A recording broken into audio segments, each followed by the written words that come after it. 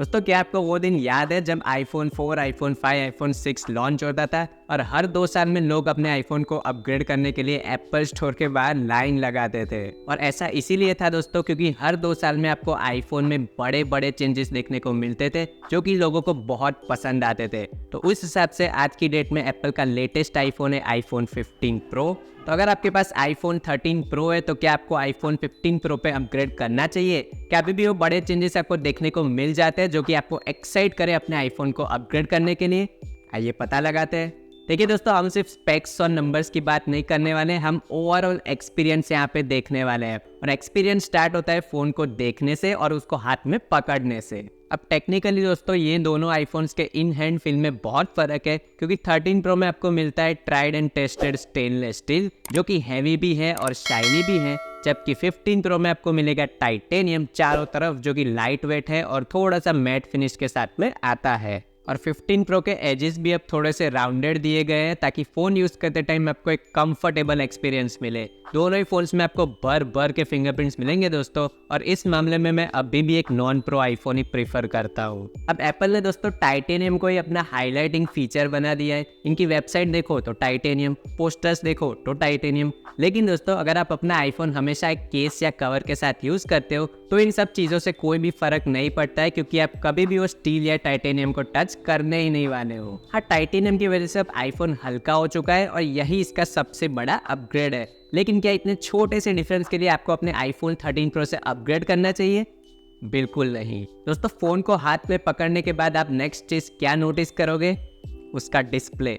हर 2 साल में फ़ोन्स के डिस्प्ले थोड़े से ब्राइटर, थोड़े से बेटर होते रहते हैं, कोई बड़ी बात नहीं है उसमें। दोनों फुल लाइट में विजिबल है और दोनों 120 हर्ट्ज डिस्प्ले है, तो एकदम फास्ट और फ्लूइड एक्सपीरियंस दोनों में ही आपको मिल जाता है। पर जो सबसे बड़ा विजिबल डिफरेंस है वो है आपका standard notch versus the dynamic island. दोस्तों डायनामिक आइलैंड आपके फ़ोन को एक मॉडर्न लुक देता है as compared to notch, but ये अभी भी एंड्रॉयड फ़ोन्स के कंपेयर में काफ़ी बड़ा है। और टेक्निकली है तो ये अभी भी एक नॉच ही जिसमें आप कूल एनिमेशंस दिए गए अलग अलग चीज़ों के लिए जो आप रोज़ फ़ोन में यूज़ करते हैं। लेकिन दोस्तों इससे आपके फ़ोन को यूज़ करने का एक्सपीरियंस बिल्कुल भी चेंज नहीं होता है, सब कुछ दोनों फ़ोन्स में सेम ही फंक्शन करता है। तो डायनामिक आइलैंड बेटर दिखता है। आपको पता है और क्या बेटर दिखता है? आईफोन 15 प्रो के पतले पतले बेजल्स। आपको शायद दोस्तों पता ना चले पर 15 प्रो में 13 प्रो के कंपेयर में चारों तरफ 50% कम बेजल्स देखने को मिल जाते हैं जो कि काफ़ी मॉडर्न लगते हैं बाकी किसी भी एंड्रॉयड फ्लैगशिप फ़ोन की तरह।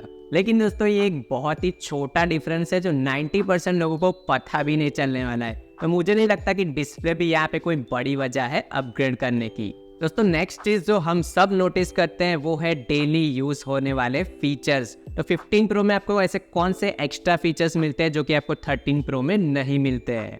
तो पहला है एक्शन बटन, दूसरा है ऑलवेज ऑन डिस्प्ले, तीसरा है USB Type-C और चौथे है कैमरास जो हम कैमरा सेक्शन में बात करेंगे। एक्शन बटन की बात करूँ तो भाई मैंने इसको बिल्कुल भी कस्टमाइज नहीं किया है क्योंकि मुझे हमेशा से वो रिंगर और साइलेंट बटन की आदत है, तो मैं वही इस पे भी यूज़ करता हूँ। ऑलवेज ऑन डिस्प्ले कई लोगों के लिए बहुत बड़ा फीचर है और मैंने भी इसको यूज़ किया है दोस्तों, लेकिन मुझे ये कोई गेम चेंजर नहीं लगा है, मैं इसके बिना भी इजीली रह सकता हूँ। और ये सबसे बेकार AOD है किसी भी स्मार्टफोन में क्योंकि एक तो यहाँ पे आपको कोई भी कस्टमाइजेशन का ऑप्शन मिलता ही नहीं है और इसको आप नाइट क्लॉक की तरह भी यूज़ नहीं कर सकते हो क्योंकि ये अपने आप ही बंद हो जाता है जब फ़ोन को आप 2-3 घंटे यूज़ नहीं करते हो। तो अगर आप रात को कभी उठते हो तो आपका AOD ऑफ ही होने वाला है। तो भाई काहे का AOD, इट्स अ जोक। और USB Type-C, अब पता नहीं दोस्तों लोगों ने इसको फीचर क्यों बना दिया है। अब माना कि आप इसमें बहुत सारी एक्सेसरीज कनेक्ट कर सकते हो, लेकिन क्या नॉर्मल लोग ये सब करते हैं?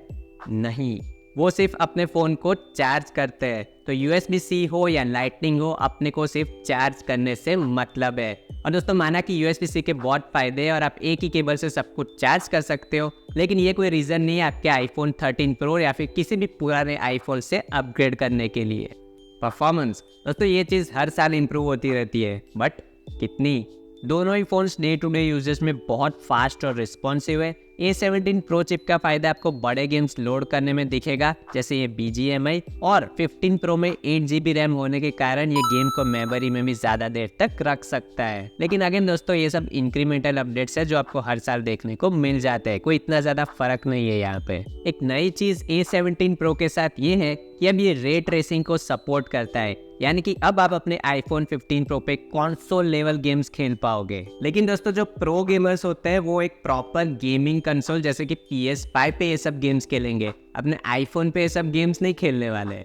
और रही बात बेंचमार्क्स की, तो A17 Pro डेफिनेटली सब चीज़ों में बेटर है, लेकिन दोस्तों दोनों चिपसेट्स में कुछ ज़्यादा डिफरेंस नहीं है। तो अगर मैं आपकी जगह होता तो मैं सिर्फ थोड़े से बेटर परफॉर्मेंस के लिए 1 लाख रुपए खर्च नहीं करता, मैं डेफिनेटली iPhone 16 Pro के लिए वेट करता। दोस्तों, एक चीज़ है जो एप्पल हर साल अपने प्रो आईफोन्स में इम्प्रूव करता है, और वो है इनके कैमराज। लेकिन दोस्तों, बाहर से आपको दिखने में भले ही सेम लगे, लेकिन अंदर से ये बहुत ही अलग है। 15 Pro में आपको 48 मेगापिक्सल का कैमरा मिल जाता है, जो कि बाय डिफ़ॉल्ट 24 मेगापिक्सल के पिक्चर्स क्लिक करता है, जो रेजोल्यूशन में iPhone 13 Pro से डबल है। 15 Pro में आप ProRes और सिनेमैटिक वीडियोस दोनों को 4K में शूट कर सकते हो, जबकि 13 Pro में आप सिर्फ 1080p तक ही शूट कर सकते हो। हालांकि अगर आपको ProRes 4K में शूट करना है तो आपको एक एक्सटर्नल स्टोरेज का यूज़ करना होगा, वरना ये सिर्फ 1080p तक ही शूट कर सकता है। और अब 48 मेगापिक्सल की लेंस की वजह से एप्पल ने आपको जूम में और भी ऑप्शंस दिए। लास्ट ईयर 14 Pro में 2x जूम का ऑप्शन दिया था, इसी तरह इस बार आपको 1.2x और 1.5x जूम का भी ऑप्शन दिया गया है। ये ऑप्टिकल जूम नहीं है 3x की तरह, बट क्योंकि सेंसर का साइज इतना बड़ा है वो इमेज को इजीली क्रॉप कर सकता है बिना ज़्यादा क्वालिटी को लूज किए। 15 Pro में अब आप लॉक फॉर्मेट में भी शूट कर सकते हो, जो कि हम जैसे क्रिएटर्स के लिए बहुत यूजफुल है। अगर आप वीडियो एडिटिंग करते हैं तो ये मोड में आपको बहुत ज़्यादा डिटेल्स मिलती है, जिसको आप अपने एडिटिंग सॉफ्टवेयर में अच्छे से कलर ग्रेड कर पाओगे। यहाँ पे आपको एक्शन मोड भी मिल जाता है आपके रनिंग शॉट्स के लिए, जो कि 13 Pro में कम्प्लीटली मिसिंग है। तो ये है कुछ कैमरा सैंपल्स दोनों फोन से, और इसको हमने डिफॉल्ट सेटिंग्स पे और स्टैंडर्ड प्रोफाइल पे शूट किया है, क्योंकि ज़्यादा लोग ऐसे ही फोटोज क्लिक करते हैं। 15 Pro के पिक्चर्स थोड़े से बेटर है, यहाँ पे थोड़े से वार्म टोन के साथ आपको मिलते हैं। सैचुरेशन और शार्पनेस भी थोड़ा सा यहाँ पे आपको ज़्यादा मिलता है, तो आपको ये पिक्चर्स देखने में काफ़ी सही लगेंगे। तो ओवरऑल अच्छे कैमराज यहाँ पे आपको मिलने वाले हैं। तो दोस्तों, 15 Pro के कैमराज में बहुत सारे नए फीचर्स हैं, और अगर आप इन सब फीचर्स का फ़ायदा उठा सकते हो तो फिर ये आपके लिए बहुत सही अपग्रेड हो सकता है। तो दोस्तों, आते हैं फिर से अपने ओरिजिनल क्वेश्चन पे कि क्या आपको यहाँ से यहाँ जाना चाहिए। तो मेरा जवाब आप पहले ही समझ चुके होंगे, नहीं।